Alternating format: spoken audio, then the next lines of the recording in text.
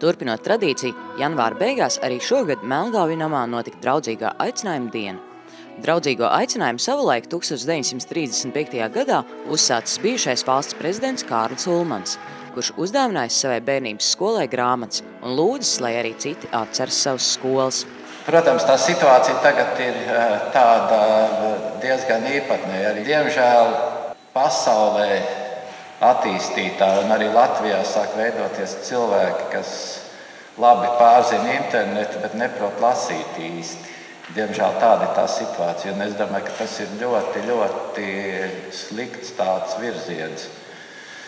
Protams, es neizslēdzu, ka varbūt pēc 10 gadiem šajā pasākumā vairāk nesīs kaut ko tādu pavisam maziņu vai tās lietas, uz kā to redzēt.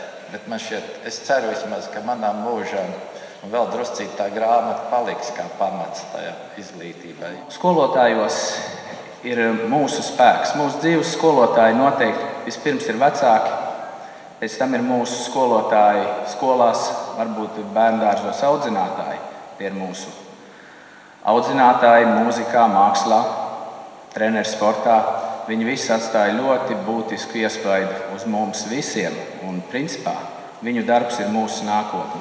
Tāpēc, kā pateicību saviem skolotājiem, es noteikti gribu pieminēt manu pirmo skolotāju Bērtuli no 36. vidusskolas. Un šobrīd es gribētu sniegt 2 grāmatiņas šai skolai. Draudzīgā aicinājuma ietveros līdz 29. janvārim Melngāvju namā darbosies grāmatu pietura, kurā ar Latvijas pasta starpniecību būs iespējams nosūtīt ikvienai no Latvijas skolām kādu paša izvēlētu grāmatu. Draudzīgais aicinājums ir varbūt pirmskar šī tradīcija. Šodien, manuprāt, viņa ir kā tāda relikvija, kā tāds, zināmā mērā sevis apliecinājums tam, ka mēs arī turpmāk gribam šo grāmatu turēt vērtē. Un ļoti daudz grāmatas, kuras ir mūsu paši veidojušas, kas ir ietekmējušas mūsu dzīvi, lielā mērā vienmēr mēs līdz mūža galam viņam atcerēsimies.